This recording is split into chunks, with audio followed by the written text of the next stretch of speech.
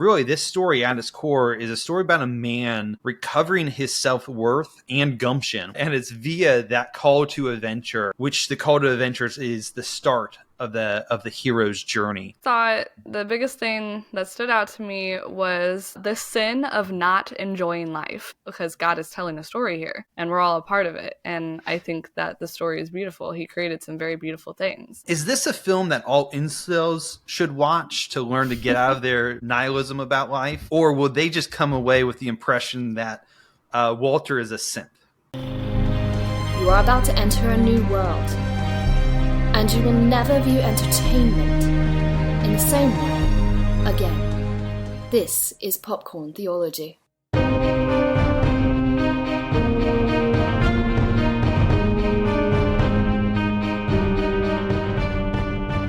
Welcome, movie lovers and theology nerds, to Popcorn Theology, where we examine films for whether they align with the greatest story and our greatest storyteller, discussing what to receive, reject, and redeem for common ground, fruitful conversation, and mindful movie consumption. I'm Eric. And I'm Maddie. And today we are looking at The Secret Life of Walter Mitty, one of my favorites. I'm excited. The Secret Life of Walter Mitty is a 2013 American adventure comedy drama film. It's all the things. Yes. Directed, co-produced, and starring Ben Stiller, and written by Steve Conrad. The film also stars Kristen Wiig, Shirley MacLaine, Adam Scott, Catherine Hahn, and Sean Penn. And this is actually the second adaptation of a short story by James Thurber in 1939. I think it was a 1947 film starring Danny Kaye, which I have not seen yet, but I want to see that one. I wish we would have seen it before we had this discussion, but we watched this version, so this is like the third iteration of that. And it follows a maladaptive daydreamer named Walter Mitty on his quest to find a missing negative print and its elusive photojournalist for Life magazine's final print issue. Dun, dun, dun. And adventure and hilarity ensues. Yes. But no, it's like why we are covering this one is we are in remake month, impromptu remake month. Actually, it was kind of fun to do. This started with Nosferatu. We re-released the Thing episode, which is actually one of the best episodes out there. David, James, and Kat were on it. I re-listened to it the other day. Fantastic episode from the vault. Go back and watch it. Today, as of recording, we released David and I. We covered Ocean's 11, the newer one, not the old one from the 60s. And that was a fantastic episode as well. Oh, and so this is the Patreon pick. You all voted for this one for us to cover the Secret Life of Walter Mitty, which I will say, and we'll get into this a little bit, I was not excited when this won. I actually had the power to swing the vote in a different direction, and I just forgot to go and switch my vote at the end of the day. And now you're stuck with it. And now I'm stuck, quote unquote, with this and covering it, and I thought it was fun. So let's go ahead and get into our quick popcorn ratings before we get into the full review. So we don't do the good, bad, or great. We do stale, fresh, and buttered and salted. So Maddie, go ahead and lead us off. What was your rating? So as I said earlier, this is one of my favorite movies. It's definitely like in the top 5, I think, even for me. It is buttered and salted, for sure. This just hits all the right things for me. I like awkward, quirky comedy, gorgeous cinematography, which is a very weird thing to have both of those. Like you have like a comedy, but then the cinematography in this movie is just out of this world. I could talk for a long time about it. But then it also has just this rather simple hero's journey. That's like the story. It's a hero's journey. But that's probably why we love it so much. We like those stories, especially here at Popcorn Theology. Yeah, absolutely. So I thought it was fresh. I thought it was a fun film. It had, again, that good cinematography. Some of the shots that it set up, I was like, oh, cool. It was like when he's running through something at some point, and it's like it's showing all the the motto of Life magazine. Yeah. Fictional motto, by the way. I had to look it up. It's like, oh, that's not actually their motto. They should adopt that. It was a good motto. Yeah, it was a good motto. And there's several scenes, like the beginning credits, all of the director's credits and acting, starring, yada, yada, are like up on the building. So you don't even really notice it. Yeah, it's really integrated. And then same thing, later on, he does that several times, but beautiful landscapes, mostly explores Greenland and Iceland, and then the Afghans, or Pakistan, Afghan, the Pashu Mountains, I believe. Or is it Pashu? Anyway, beautiful mountains that most Americans never, ever go to. And so I thought it was fresh, great cinematography, and it actually had some meaningful things to say. And on that front, go ahead and swing over onto our theology side. Did we think it was diluted? It had maybe a thought here or there. Was it carbonated, where it's like, hey, it had a lot of cool stuff to say? Or was it cup runneth over, where it's like, there's so much, this is going to be a 7-hour podcast? So I'll go first. As you can tell already, I'm probably going to only get like 5 minutes in on this episode, and Maddie's going to just run with everything else on it. But no, I thought it was carbonated. Definitely thought it was carbonated. I mean, it's essentially it's about living a man who's living a life of quiet desperation, and then he gets the call to adventure, and it just starts from there. And I will say the cool part about the call to adventure is where that call to adventure actually comes from. I don't think a lot of people will recognize where it came from, but we'll get into that in the theology section a little bit more. So, Maddie, how about you? Yeah, I mean, there's not much to this movie, is there? Oh, nothing. Yeah, no. I'm definitely carbonated to cup runneth over. I mean, there's a lot here I could talk about, just about Walter, which most of my points are, but even looking back, a lot of the side characters, and again, I feel like it's just one of those movies where if you watch it again, you start noticing different things, even about the very small roles in this movie, and how nothing is wasted. They all have an arc, kind of, and they all learn something, and they all contribute something to the story. So there's a lot of side characters that I think deserve a deep dive into their themes too, even if we can't get to them. But I might be able to get to a few of them. All right, excellent. Before we get into the movie, let's go ahead and run through some of our promo stuff and drop some ads here. Yeah, so we want to encourage you to like and share this episode with your friends, if you like what you hear, that is. And let's broaden the conversation. And if you want to hear only more, leave 5-star reviews. We don't want any 1-star reviews. Yeah. Well, actually, even 1-star reviews still do the algorithm. So just leave a terrible comment, but it still gets us more views. So no. Whatever you feel like. Leave a 5-star and make your comment terrible. We'll still read it, but give us the 5-star. Give us the yeah. I like that. I So make sure you subscribe to YouTube so that you can leave those comments for us, and follow us on all the social media. So Facebook, Instagram, Discord. Just comment all your stuff on there. Yep. And one quick way you can help the podcast is to, obviously, what you just said, rate and review, all of that stuff. Or if you're an adventurous, brave, and creative person, you can support us financially through Patreon. And by donating a couple $1 a month, you can become a patron saint. That gives you special access to a whole host of exclusive benefits, including a private Facebook group, a special channel in the Discord server. You get to vote on future episodes, and even particular episodes when we get the schedule out. And it's not at midnight. I can actually watch us live. Record a lot of our episodes.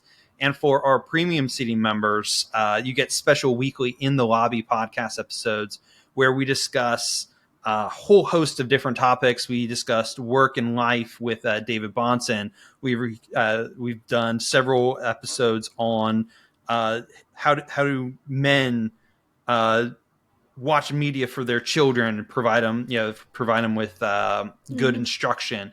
We did an entire month on horror. So we've a lot of cool different topics that we've been doing. In this month, if you're listening, we had Shane Rosenthal on, and we were talking about the greatest story ever told and how it relates to the hero's journey, and why Christ's story is the greatest story ever told, and it's true. And that's one of the cool, the best parts about it. And so let's go ahead and listen to some ads while we catch our plane to Greenland. Up in the sky, look! It's a bird! It's a plane! Cinemagog, The Marvelous Era. James Harleman here, the cinema guy, announcing the sequel to my first book on film and faith. Let's face it, entertainment has changed dramatically since the first book published in 2012, and comic book characters and franchises are everywhere. So I decided to set my sights on superheroes and examine the evolution of Hollywood in this follow-up to the first Cinemagog book. For example, what does Loki tell us about culture's view of God? Why does the Marvel Cinematic Universe and the Infinity Saga continually align with biblical themes? In the Marvelous Era, I review each film and show not only how the individual movies express gospel parallels, but each phase essentially reveals a multi-point sermon.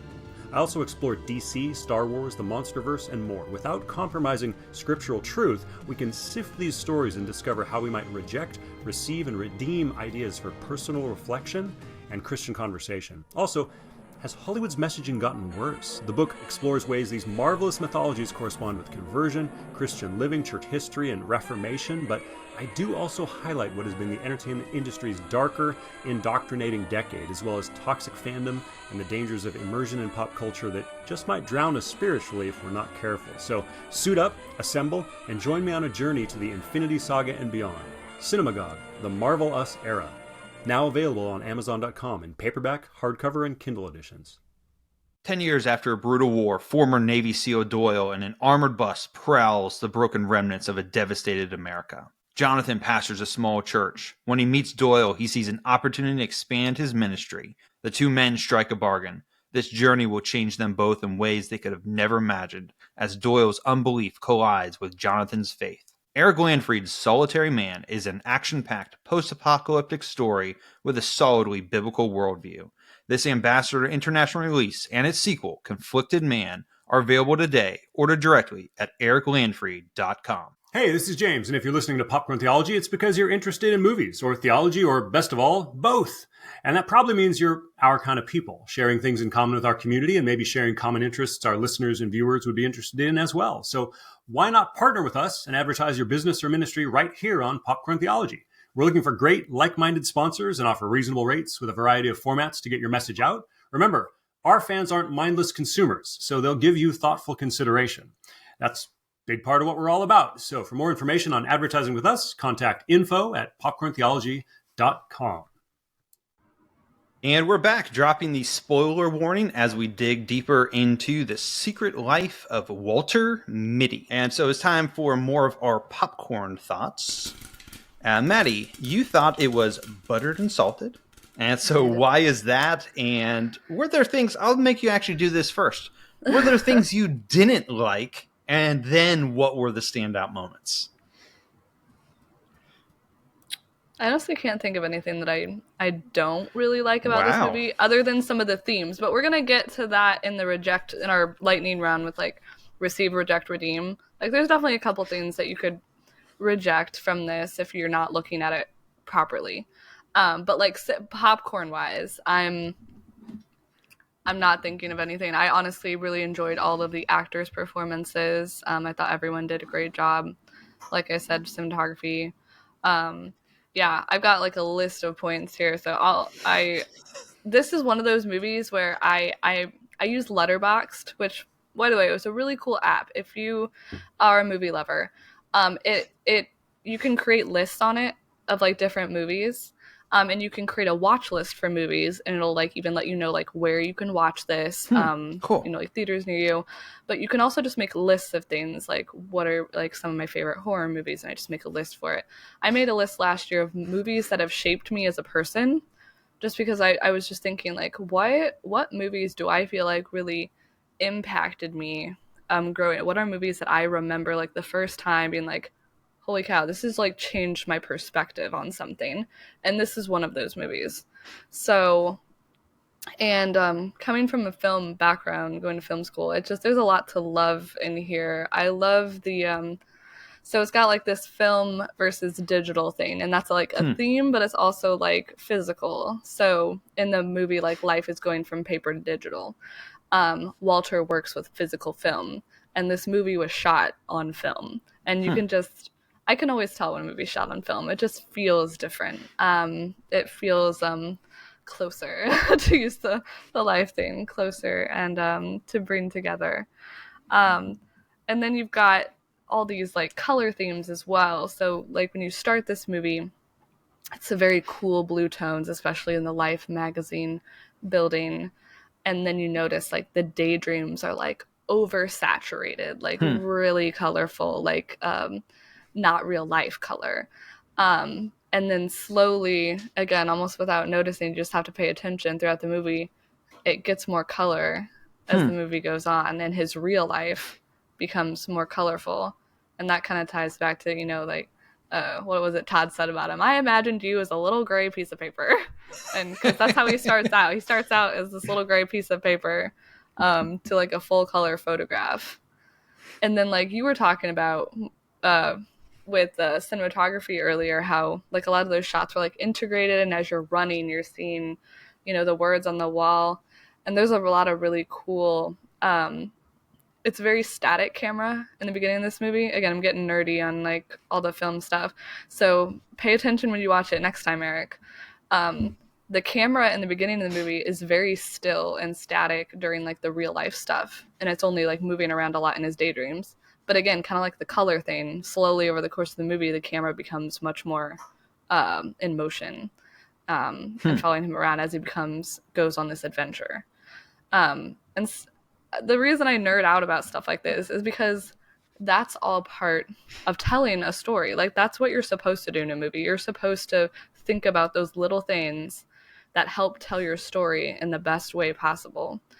And I remember a professor of mine saying that if you can't turn off the sound and just watch a movie and not know what's going on, then you haven't done it right.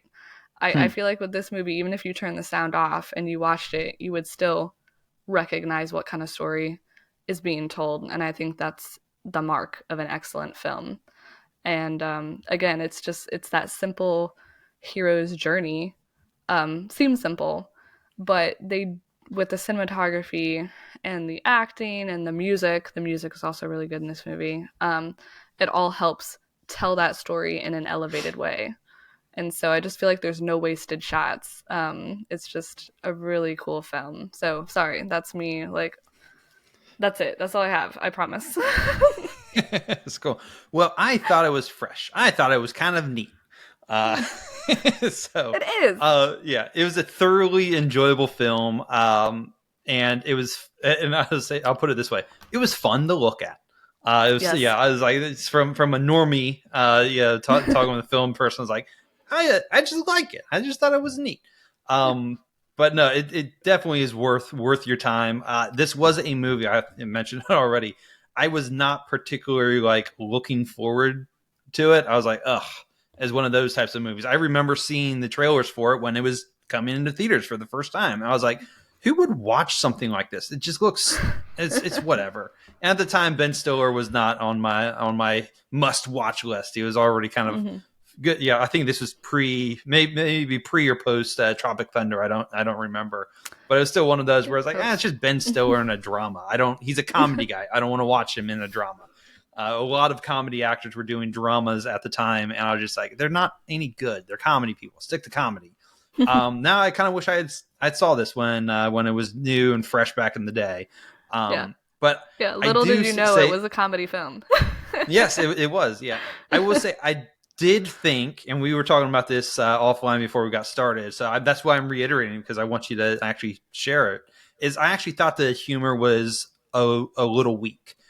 So it reminded me a lot of like the Marvel humor, where there's a joke and then they address the joke instead of just letting the joke be what it is.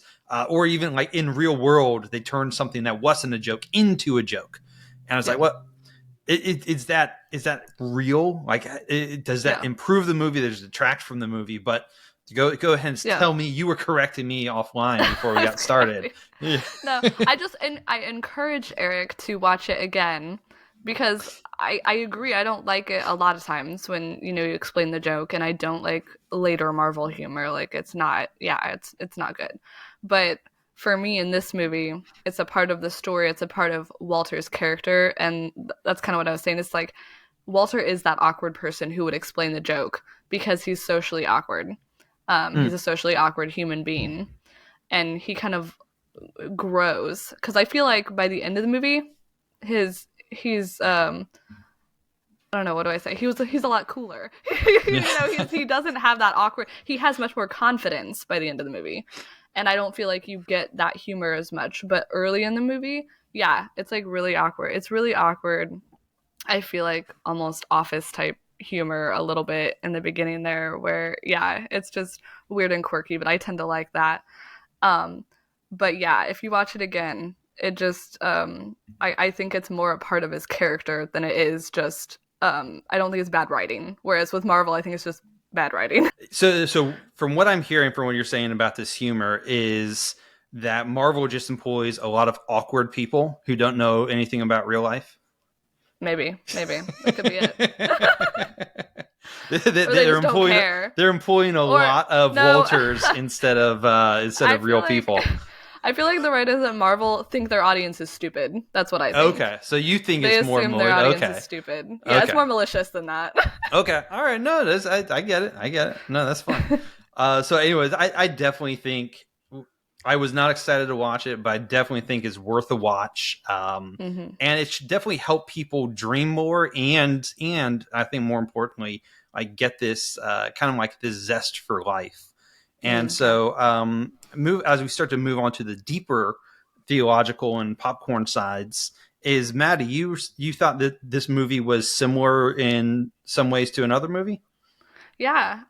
Weirdly enough, though, when I was watching it this time, I was thinking, this movie is actually very much like It's a Wonderful Life, where, again, we're past spoilers now, so we can kind of get into some of the more the themes of the story. Is that the ordinary is oftentimes beautiful. Sometimes just mundane life is actually the thing that you're really living for. Just your job, you can have a wonderful job and impact people in ways that you don't know about. And so in that sense, I just felt like, wow, this is very similar to It's a Wonderful Life, in the fact that if George Bailey actually got to go on all the adventures that he wanted to and then realized that wasn't going to fulfill him anyway. So that's what I was taking away from this time. Excellent. So as we move into our deeper theology sections, Maddie, why don't you go ahead and get us started? What was that main theme that you were looking at that you wanted to talk about? I just thought the biggest thing that stood out to me was, and again, maybe this sounds controversial, I don't know, the sin of not enjoying life. And I feel like maybe some Christians would be like, what are you talking about? Like life is hard, maybe you shouldn't be enjoying life, heaven's going to be better. Which, yeah, of course heaven's going to be better, but that doesn't mean that life here on earth is worthless, obviously, because God is telling a story here. And we're all a part of it. And I think that the story is beautiful. He created some very beautiful things. So I feel like this story transitions from a life under the sun story to a life transcendent story. It's like a 2-in-1. There you go, James. Yeah. James liked this one. With my main verse that I have here is Ecclesiastes 6:1-3, and I'm going to read it first. Usually I don't read the verse till the end of my point, but I'm going to I want it to be like in your mind, like when I'm going over all this stuff. And it's Ecclesiastes 6:1-3. There is an evil that I have seen under the sun, and it lies heavy on mankind. A man to whom God gives wealth, possessions, and honor, so that he lacks nothing of all that he desires, yet God does not give him power to enjoy them, but a stranger enjoys them. This is vanity. It is a grievous evil. If a man fathers 100 children and lives many years, so that the days of his years are many, but his soul is not satisfied with life's good things, and he also has no burial, I say that a stillborn child is better off than he. And I just thought, that's a very powerful verse that we don't talk about very often. we don't read Ecclesiastes very often, and because it's like, oh, life is vanity, all is vanity, but that's not all there is to Ecclesiastes. It's actually telling you how to live a good life. And it's saying that some things are vanities, but then there are some things that need to be taken very seriously. And it's also kind of funny. This movie is a comedy, so I need to lighten it up a bit. And I was just like, Ecclesiastes is a bit like a man having a midlife crisis. Solomon and Walter need to figure some things out. They're trying to ask the biggest question: what is the quintessence of life? So, and that's like the main theme in this movie, right? And I looked up quintessence because honestly, I was like, I had an idea of what it meant, but then I'm like, but I want to just have it just so people know. You were like Ben Wyatt. I mean, Adam Scott in this. Yeah. I'm just like, just so we all know that we're on the same page. So it's a noun, and it's the essence of a thing in its purest and most concentrated form, or the most typical example or representative of something. So basically, what is the essence, purpose, the best example of a life well lived? And Ecclesiastes tells us this. So Ecclesiastes goes through all these different chapters, honestly, on what to do, what not to do, basically. You have like the vanity of toil. You have the vanity of self-indulgence, which is another section. You have another section that's like the last chapter is actually how to live the best life. And there's also good thoughts sprinkled in between the vanity of vanities ones too. And Walter's journey, I felt like, kind of mimicked the journey of Ecclesiastes, trying to figure out this meaning of life. And he goes through this vanity of toil. I hated all my toil under the sun. I just realized it was all striving after wind. And Walter's in a standstill in his life. He's at a standstill in work and in life and in love. Nothing happens to him because he doesn't do anything. So he's, again, that little gray piece of paper. His job is in jeopardy. His mom is aging and they're trying to move her into a home, right?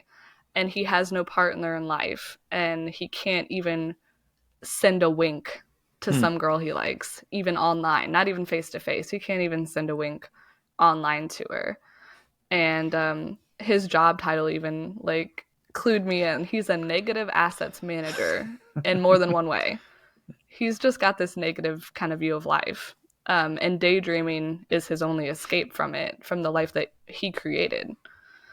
And then, like we said, this is the hero's journey. He gets that call to action, and then we move into the vanity of self-indulgence in Ecclesiastes chapter 2. Come now, I will test myself with pleasure.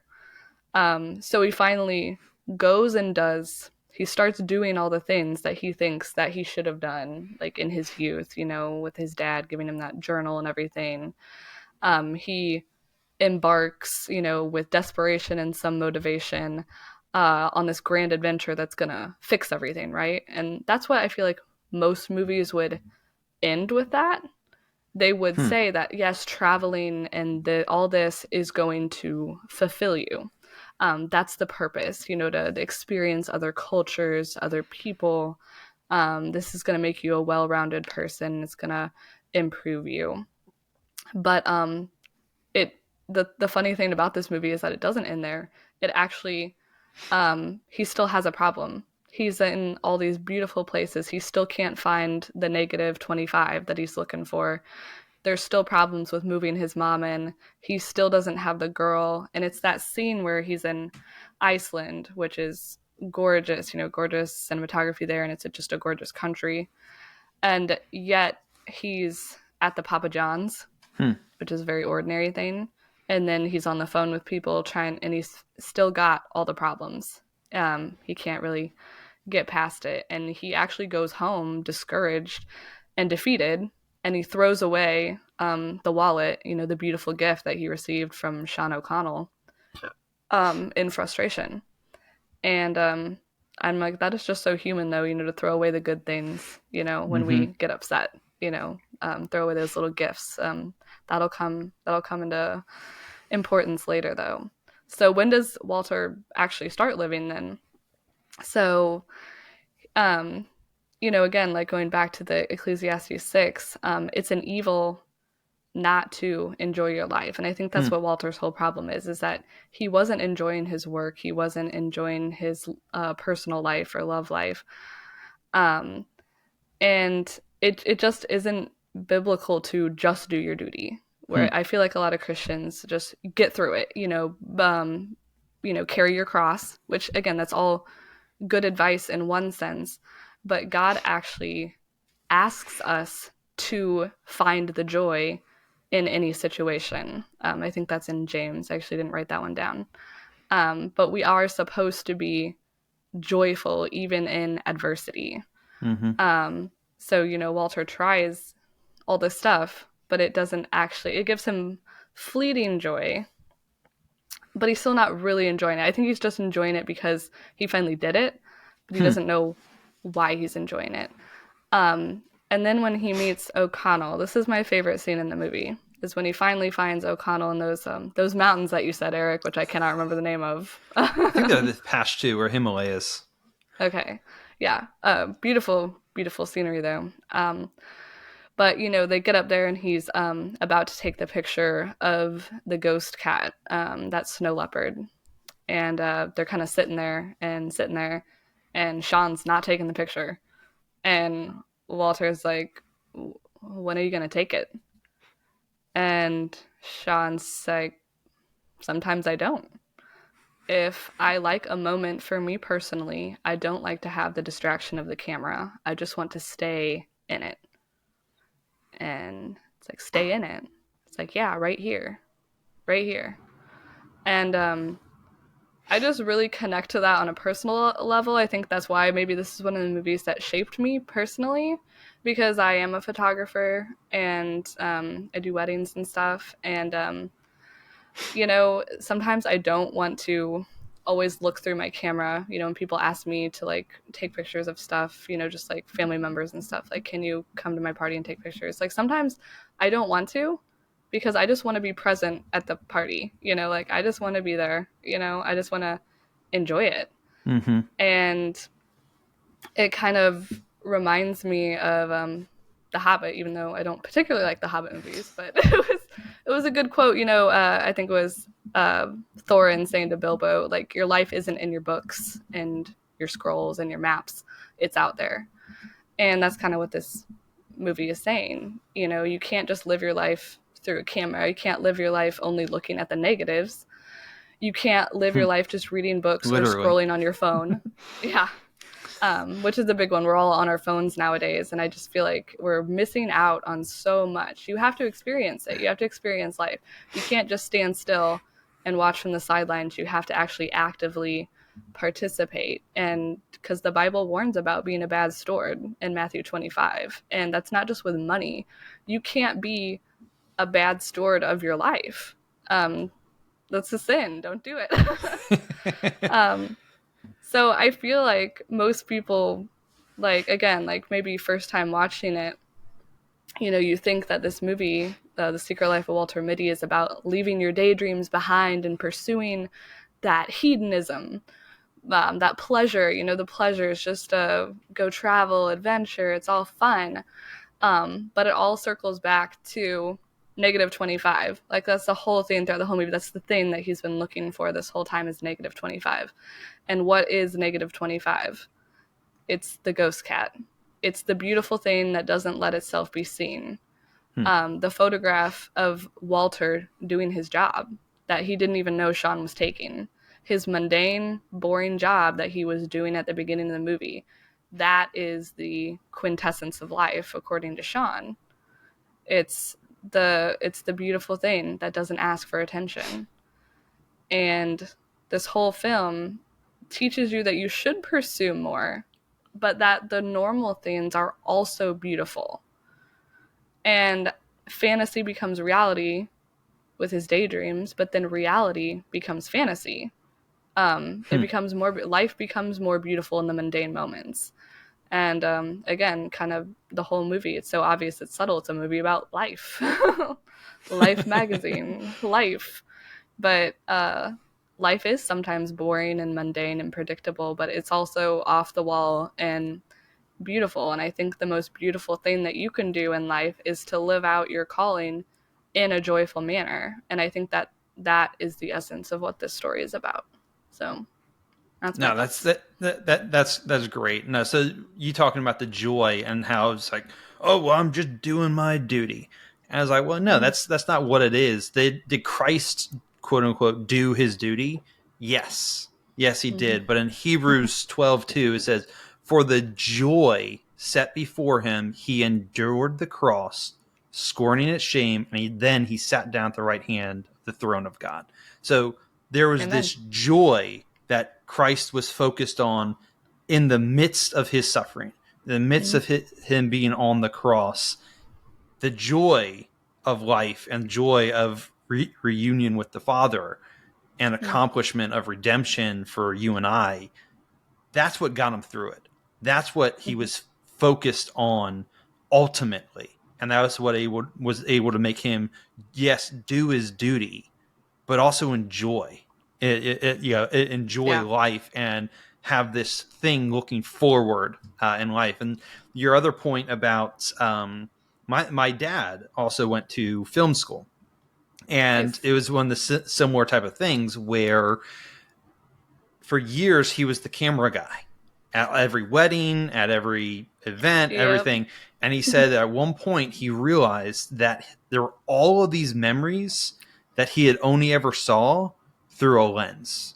Yep. And then he realized like, no, I'm just kind of done. And it's funny enough, I remember him telling that story. My nephews, they started to get into filmography and stuff like that and had a little YouTube channel. And so they had interviewed my dad and they were talking to him about it. And my dad related that sentiment to them. And my nephews fortunately picked that up and they were able to be like, yeah, you're right. Let's, instead of always having our camera out. And my nephew talked about one time where it's like, he had a friend that was getting baptized and he realized, wait a second, like, let me put the phone down and watch this instead of recording it for, we go, oh, let me record this for posterity's sake. It's like, no, this record it here for posterity's sake. Not everything needs to be captured with a still frame or whatever. Just capture in the moment that it is. Yeah, that's like the number one annoying thing at weddings now is that usually the pastor preacher or whatever, the officiant, will actually say like, please don't use your phones, there are professionals here to capture this. And I just feel like you shouldn't have to say that. Yeah. But it is true. And again, like, it's not that I enjoy photography and videography very much, and that is my job when I'm paid to be there and do that for them. And I'm there to capture this for you so that your family can enjoy this and not be on their phones. But so many people, again, are living life through their phones. And I think even seeing this movie at the time, that thought went through my head where I'm like, man, sometimes I am just coasting, I am living vicariously through social media and not actually doing things like with my friends and my family. Like, again, we gotta stop this before we all become robots. Yes. But I enjoy it. I love photography very much, but sometimes it is like, it's time to put it down and talk to people face to face. No, yeah, I agree. So the theme I picked was I'm just calling it adventurous, brave, creative, and the motto of Life magazine is to see the world, things dangerous to come to see behind walls, to draw closer, to find each other and to feel. That is the purpose of life. And really, this story, we were talking about, like, what's this story about? And that's how I started looking at films when I start to review them, is what's the story actually about? What are they trying to get me to believe about this world? And then I ask, hey, did it land the plane? Did it do this? All the other stuff. But really, this story at its core is a story about a man recovering his self-worth and gumption, which is a great word. And it's via that call to adventure, which the call to adventures is the start of the hero's journey. And he had allowed where he was in life was he had allowed the cares of the world to choke out all of his ambition.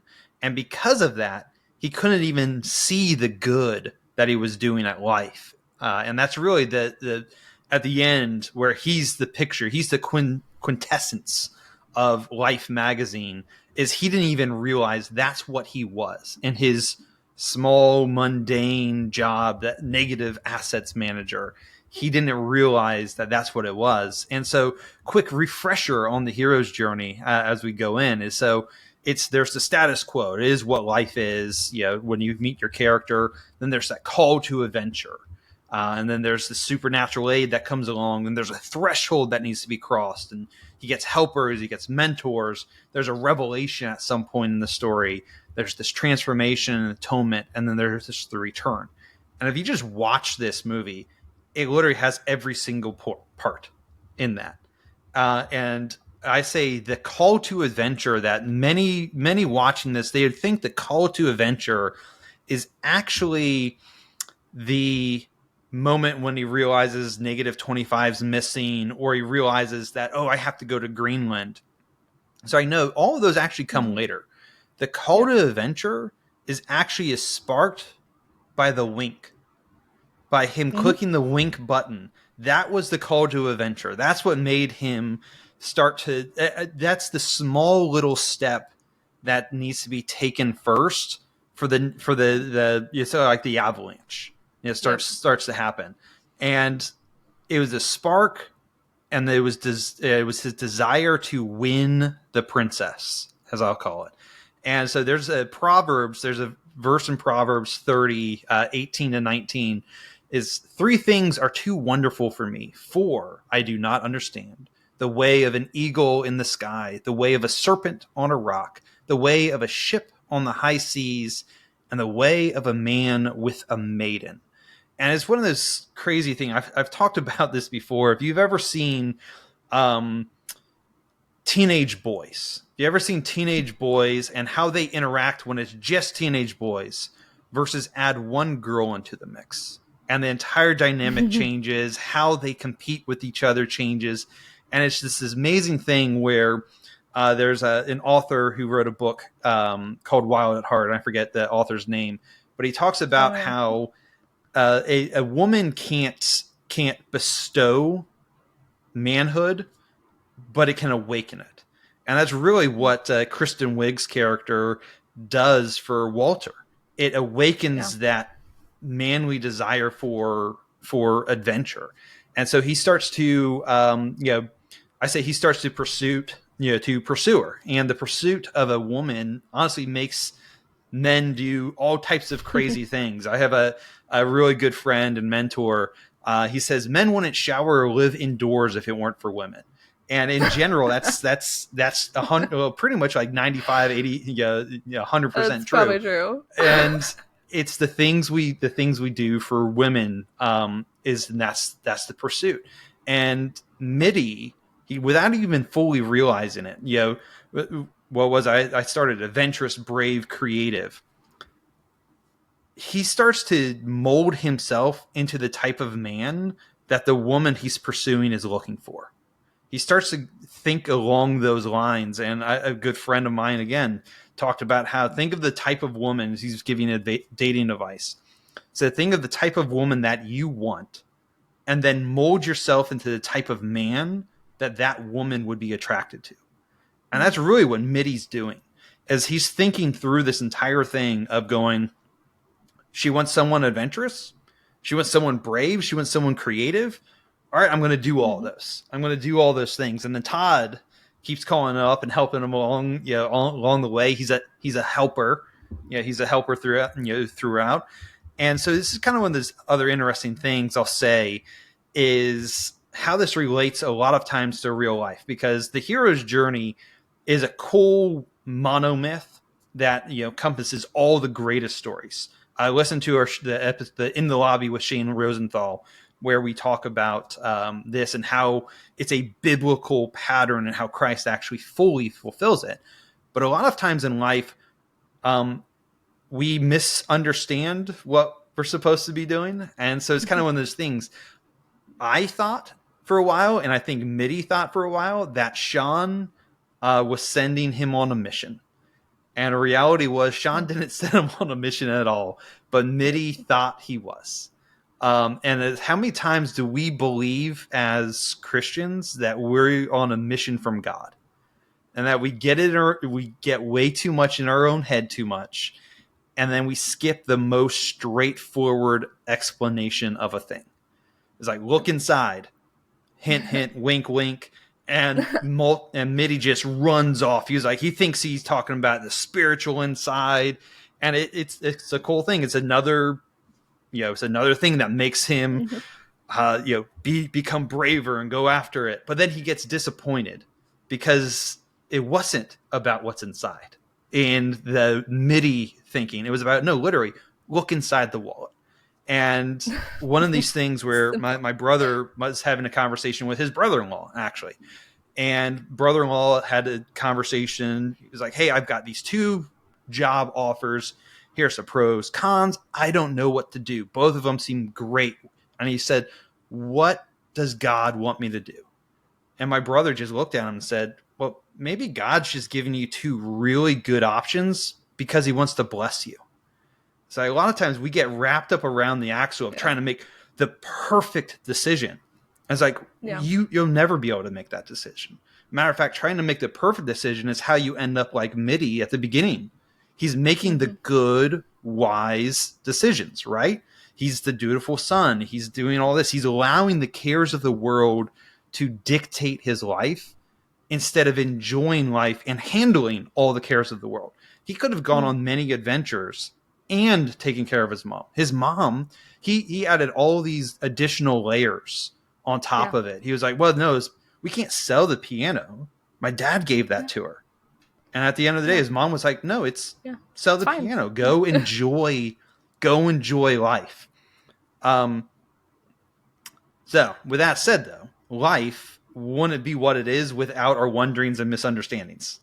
It's like, this movie wouldn't be what it is without his wondering and misunderstandings. And that's a lot of what comedy is dependent upon, honestly, is misunderstandings about stuff. Some of the best shows in life and best TV episodes are all about one character misheard the other character, and the cell phone dropped halfway through, and so they thought they misunderstood and misheard what it is, and then comedy ensues. So that is part of life. That is one of the things that makes it fun. Yes. But oftentimes we accomplish great things because we thought we had to. And that's kind of one of those cool things about this story is, why did Mitty go on this great adventure? Because he misunderstood. But he accomplished great things just because he thought he had to. He jumped out of the wrong side of the helicopter because he thought he had to. And it's all these cool things. He went towards the volcano instead of away from the volcano because he thought he had to. But in a lot of our times going it, we do accomplish those great things because we have to, or we thought we had to. And that's a great thing that actually God puts into us. So my last part on this section, and we can talk a little bit after this, is just do it. Like, I think it is really, I think the motto of just do it was around at this time from Nike just do it. Yeah. Get out of your head, get offline, and then go ask the girl out to the crappy church play.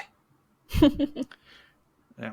And so one other part that I wanted to talk about very, very briefly as we move into the next section is, well, actually, do you have anything on that before I talk about this next little brief section? I was just going to say that I really liked your, what was I going to say? Like, in the beginning when you're like, the pursuit of women kind of sets it all off, it's the wink. And there was a chapter in Ecclesiastes that I didn't read, or a verse in there that I almost did, because it's very much, that love story is very much a part of the story. Again, kind of how like in It's a Wonderful Life, George Bailey and Mary are a very important part. It's not about the adventure. it was really about the woman. It was really about her. And in this movie, it's really about Cheryl. And in Ecclesiastes 4, that's the two are better than one verse. Oh, so yeah. the two are the better than one because they have a good reward. If you fall, they'll help you up.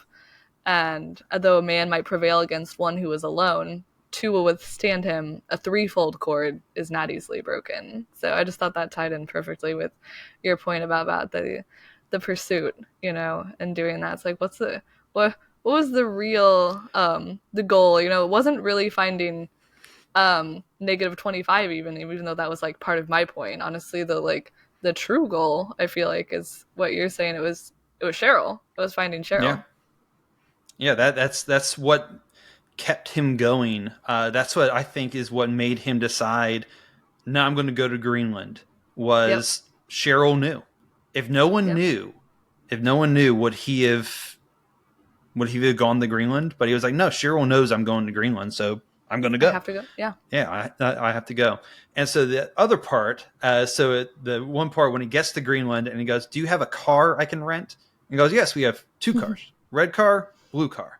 And it's set up and it's designed in the way where you see the 2 cars, they're identical except for just the colors. And so obviously red pill, blue pill. And it got me thinking about the red pill movement. And so I was watching this movie and I was thinking about, like, is this a film that all incels should watch to learn to get out of their nihilism about life? Or will they just come away with the impression that Walter is a simp? so what do you think? Do you think this is a movie for an antidote to red pill incel, quote unquote, type of guys? Or would they come away watching it going, this guy's a simp. He's going after a woman who already has a kid and yada yada, all that messiness of life. I mean, if you don't know how to watch movies, then you might come away with that. I feel like that's most films. I feel like if you're, I don't want to say stupid, but if you're not smart enough, if you're too stupid to understand what's going on in the story, then I don't think anyone can help you at that point. Because, again, I think you can take a lot of things the wrong way. So I think you definitely could come away from this thinking that he's a simp, but you would be wrong.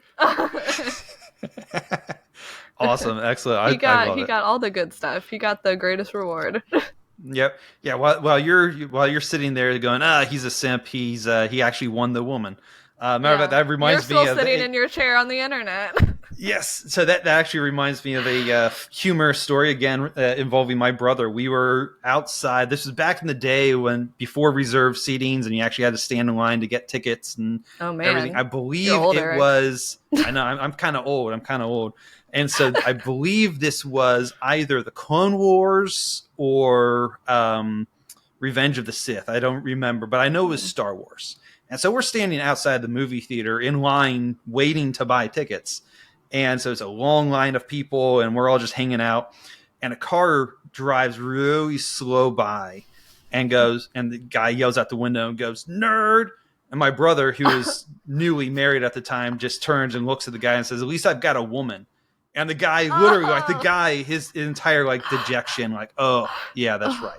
And so it was so even if a nerd is a nerd, if they've got a woman, they're still beyond you. So go ahead and call Walter a simp. He's a little bit past you.